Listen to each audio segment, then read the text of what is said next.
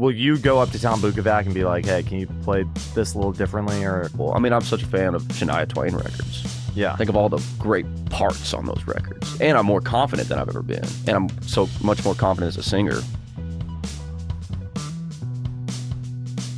when your first record, Tony Brown produced, right? That's right.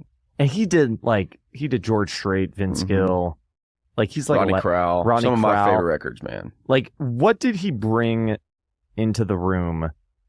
That, like, what do you think what was his impact on the recording? Yeah, I mean, at or this on the point, record? Tony knows songs, first of all. Yeah. Big time in the song, like the A&R kind of like the picking the song. Because during all those MCA days, not only was he producing all those artists, but he was the A&R. So he was actively looking for songs, finding songs. He's such a song guy, such an ear for songs. And it gave me a lot of confidence because if Tony Brown liked one of my songs, I felt good. And I felt like, okay, this song is actually really good. And you think he still knows what a good song is? Yes, absolutely. Yeah. I mean, there's just a magic to what he does. And really, I couldn't have done that record without him or without Brandon Hood because they co-produced. And Brandon brought a lot. I mean, I wrote a lot of those songs with Brandon. We did a lot of the kind of roll up your sleeves and find a sound, right? What I felt like was my thing. And Tony helped a lot with that too. Tony was one of the guys that, because when I first came to town, I go, okay, I'm not going to be the Elvis guy. And I threw everything Elvis out the door. Yeah. So what were you? Were you leaning into... Then I just became like a George Strait impersonator. Yeah, so you swung too far in the other direction or whatever. And he's and Tony helped me kind of like, he's like, you got to use that stuff, incorporate all those influences. It's part of you, man. And I did. So there's parts on the record you can hear a little bit of Elvis, you can hear a little bit of George, you can hear a lot of my influences just kind of come out, Buck Owens and stuff like that. And Tony really helped me with that. And Brandon really is so great at rolling up his sleeves and getting into a track. He loves editing tracks and loves, really casted that band of players, which I think part of the sound on that, and still guys that I use, Chris McHugh on drums, Tom Bukovac, big, huge part of that. Gordon Mote, piano, Bruce Boughton on steel, Paul Franklin on some of it. I mean, it's the casting players too. It's like a little left field, because I was trying to make a more traditional kind of country record. To George's inside, or to Tony's inside, he's like, I don't want to use the same players I use on George Strait. I want it to sound different, because I don't want to just make the same record. And so it was great because guys like Chris McHugh come in, who's one of my favorite drummers. I've played like Keith Urban stuff, Rascal Flatts, like just iconic kind of drum parts too. And brought a different element to it. Not necessarily a traditional country drummer, right? But just brought that, the way he hits, the way like his sensibilities are great, and bring a different element to my stuff rather than just being a totally traditional country music.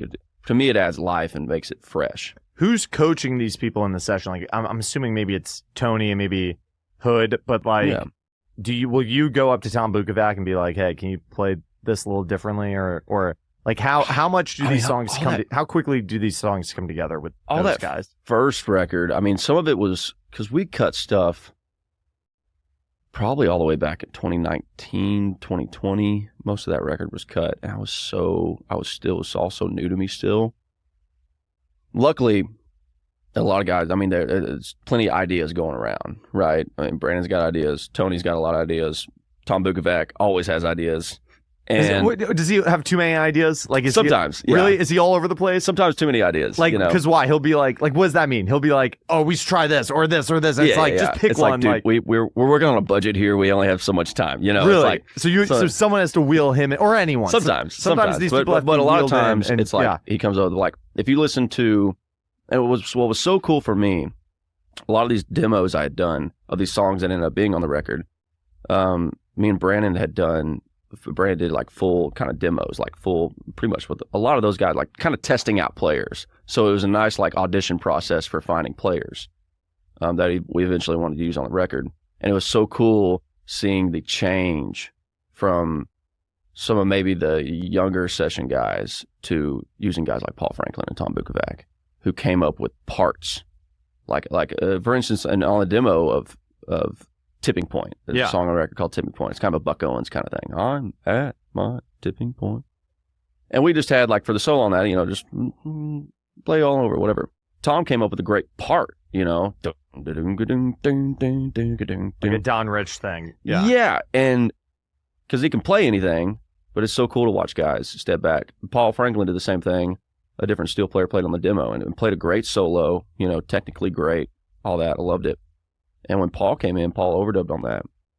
And I watched him sit back and come up with a part, you know, and a singable part. And I think that's some of the magic of those session guys, is being able to play commercial music at a high level and learn, you know, have all the abilities to play anything, but also be able to step back and come up with something kind of nursery rhyme-ish. I feel like a lot of country that I'm hearing right now, it's like a lot of the intros or like the solos or whatever, like we're like losing these memorable parts.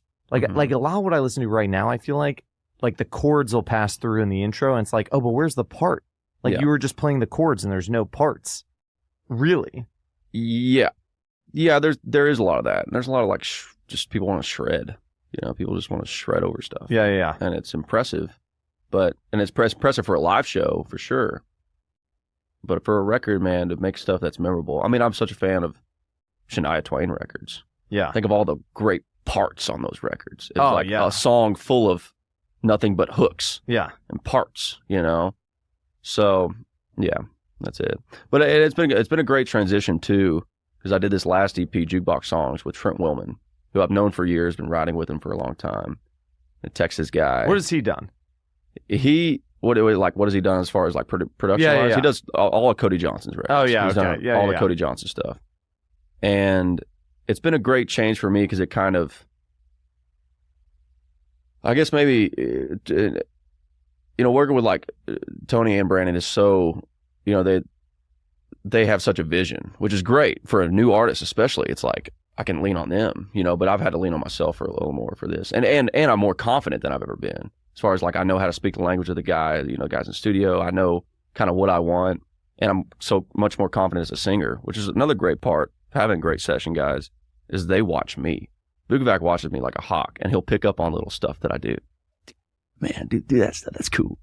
And that is some of the magic to me of having good session guys, is they really watch the singer and listen intently. I do a thing where I go around sometimes and I'll listen to everybody's you know, if they're playing back stuff. I'll go, and they're in the control room when I go around. You'll hear their mix. I'll go hear their mix, man.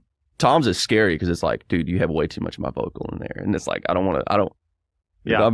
singing like crap today. I don't want you to hear that. But I almost think that could be almost like, dude, like you're not producing this session. I'm not even calling Tom out because he's the greatest ever. But I can imagine if someone else in the room was like, it's like, do more of that. I'd be like, it's too much pressure. Like, I can't take that much feedback from people. Yeah. Like, do you feel that way, or you kind of like it when people are like... I like it. I mean, yeah, I like it. It just gives me confidence. Or they pick up on something that I may have missed, something that I did, and they may pick up on and go, that's good. Do that. Yeah, do that. We'll make a thing of that. You know?